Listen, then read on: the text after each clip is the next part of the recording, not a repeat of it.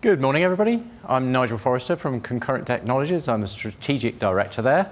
And Concurrent Technologies, if you don't know, we're a titanium member of the Intel Partner Alliance. We've majored for many years on Intel processor cards.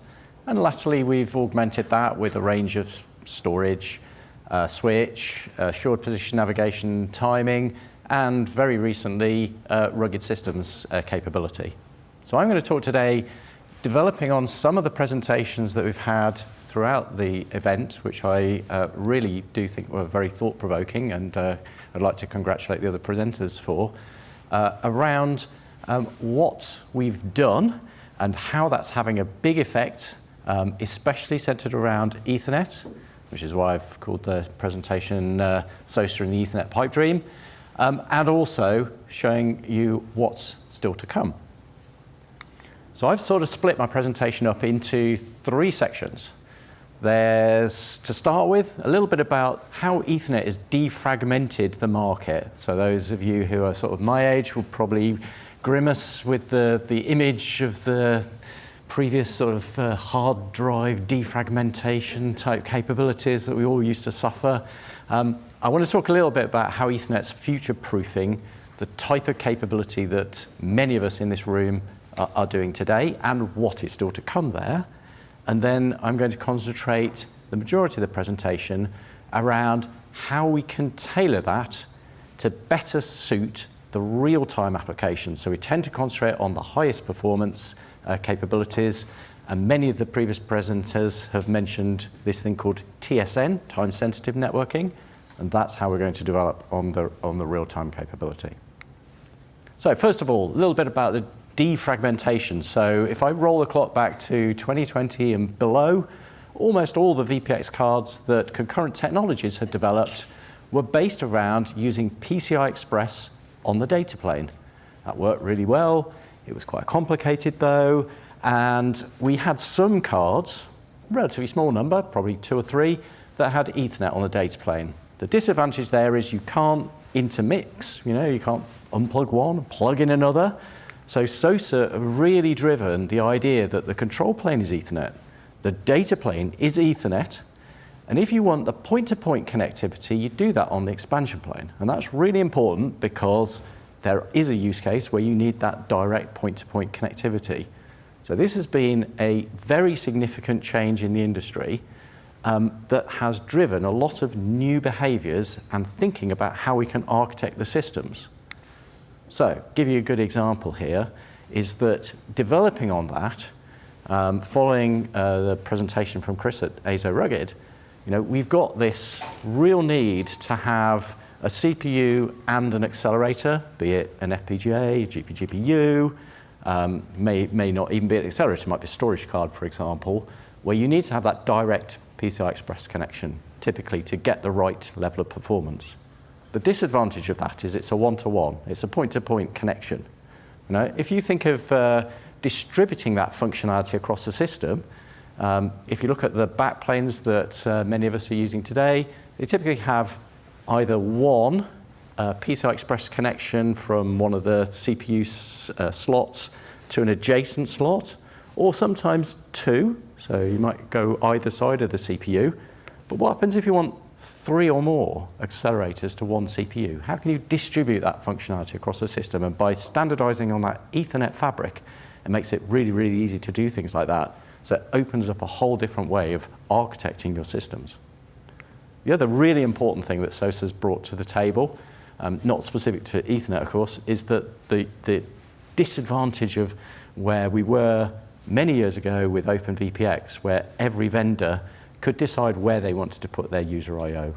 The fact that that's now standard, either you've got 2 different CPU types, you either have no user I/O at all, or you have defined user I/O. It seems so simple now, but that has made an incredible difference in terms of our customers being able to select the best-in-class processor, knowing that in 3 years or 5 years or whenever the technology transition time is, that they can slot in a new card to replace that with no interop type issues.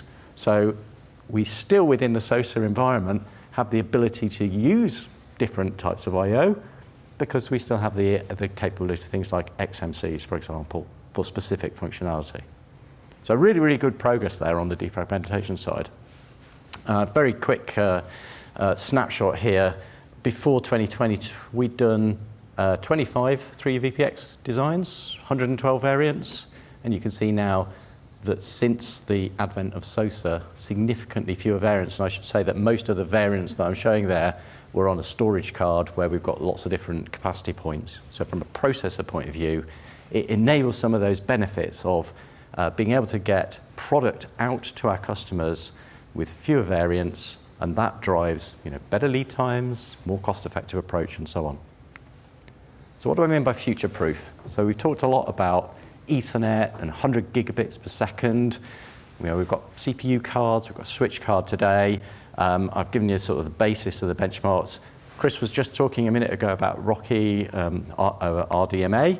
We've done some benchmarks, and you were about spot on, Chris. We can achieve 88.2 gigabits per second quite nicely there. Now, a lot of people have come to us and said, well, that's really great, but I only need 10 gigabits per second. My application's not, doesn't require 100 gigabits today. But the reality is, by building in a margin for expansion and for technology transitions, you are future-proofing your platform or your system solution. And so we've seen a significant sea change where people are now actually starting to think about, well, in 3 years, 5 years, 10 years' time, what do I need to do? What sort of software applications am I going to be running? How much data am I going to be passing through this system? Let's make sure that I can do that in the future. And there's a couple of key things there, is that, 100 gigabits per second, we can achieve that today, but that's not necessarily the end goal. So we're already seeing the chip vendors supporting 200, 400 gigabits per second on their roadmaps, in some cases in reality. Same with PCI Express. With PCIe Gen 4 capable today, it's Gen 5, Gen 6, with all the interesting environments that we're starting to look at there. So are we where we need to be? No, I guess we'll never be where we need to be for some customers, but we're actually at quite a good inflection point where I think what we've got today is a good starting point, and it gives us enough flexibility for the sort of applications that most people are doing. And obviously the sort of comments at the bottom are straightforward. So let's talk about real time. So we had quite a few people talk a little bit about TSN yesterday particularly. I don't think it necessarily came across exactly why you want to use TSN. So think about where we've got this convergence on the control plane and the data plane fabrics around Ethernet. Great. But in most legacy platforms or platforms that are deployed today, there are lots of relatively slow, probably serial-based, real-time interfaces. Got a few examples on the screen. CAN bus, 429, ARINC 429, 1553. So these types of interface, they don't have a massive fat pipe that's squirting lots of data. It's actually a very, very small pipe, and the data's going quite slowly, relatively. However, that data has to be deterministic, and it has to get to where you want it to get to. It's got to be reliable. Okay? And unfortunately, standard Ethernet has neither of those two key capabilities. So what can we do to fill those gaps? And that's where this time-sensitive networking comes in. So the concept is that for a new platform, you can build the same level of determinism and reliability based on Ethernet as you could do with the dedicated real-time interfaces. So how does it do that? Well, TSN is a collection of standards. It's based around, or really derived from the IEEE, and it utilizes things like synchronization, shaping, reliability, resource management, and we'll come to that in more detail. And where did it start? It came from the professional audio video bridging community who wanted to make sure that they could synchronize audio and video data. Nice and simple. So in their case, the reality was they needed synchronization, but perhaps not some of the other features. So what's happened is that TSN, there are a number of different profiles, and I'll show you a picture of that in a second, for the different types of application space. And underneath those profiles, there is a pick and mix, a bit like a smorgasbord really, of features and configurations and protocols. I should say some of these are very well defined, others are very much still in development. For example, I've got down here about the aerospace profile, which I'm fairly confident has still got quite a way to go, but the objective there is something that seems, pretty challenging.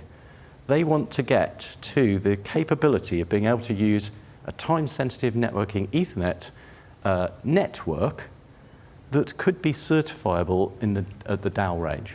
That's pretty challenging. I guess that's not something that's going to happen sort of instantly.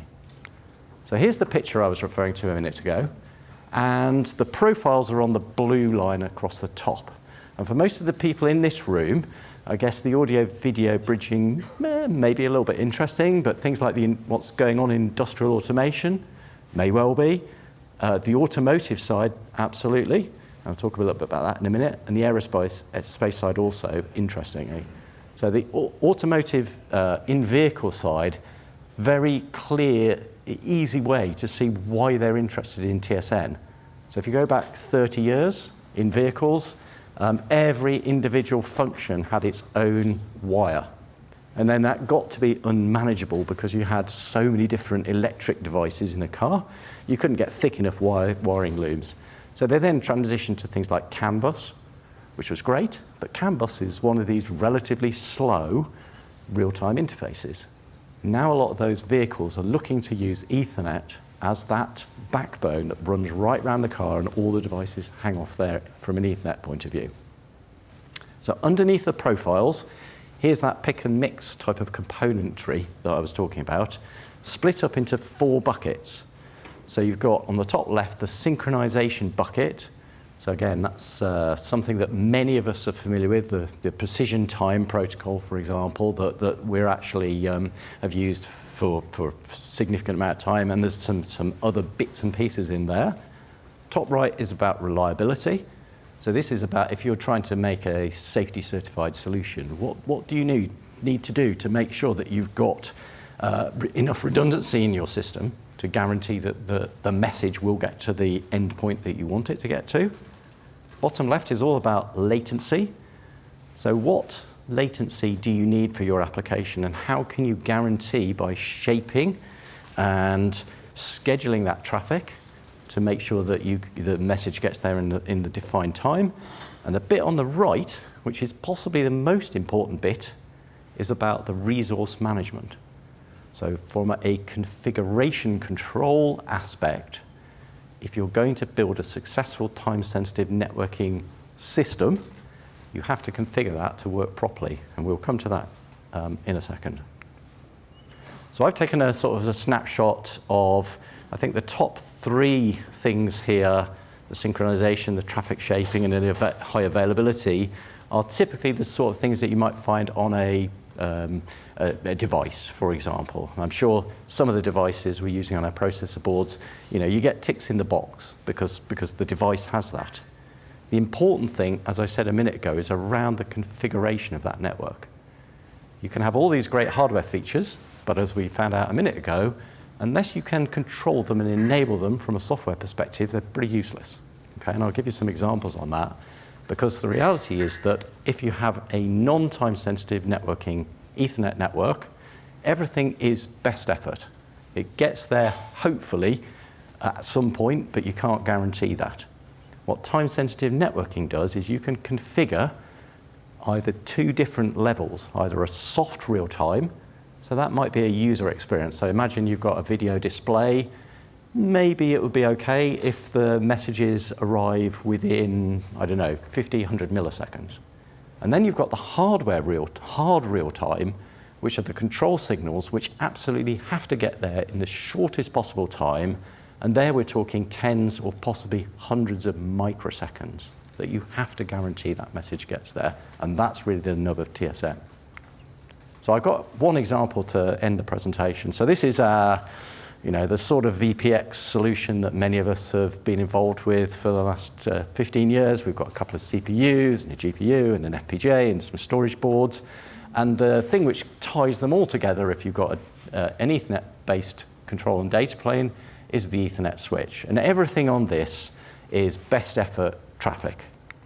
If I add in, and the key here is that the switch in the middle has to be TSN enabled, then you can configure different elements of the network to have both the standard, best effort traffic, but also the time sensitive, the critical traffic, sort of the red little dots on the pictures.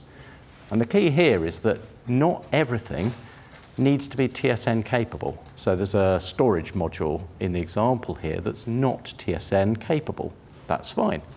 It work exactly as it would do in a situation today, but it will just be based on best effort. So the really good thing about TSN is it is something that you can, providing you have the right switch in the system, and typically in a VPX system the switch will be part of the system, but you could architect that so it is external to the system, then you can actually deploy this or add things to it as you need to. It's nothing different or incompatible with what we all do today.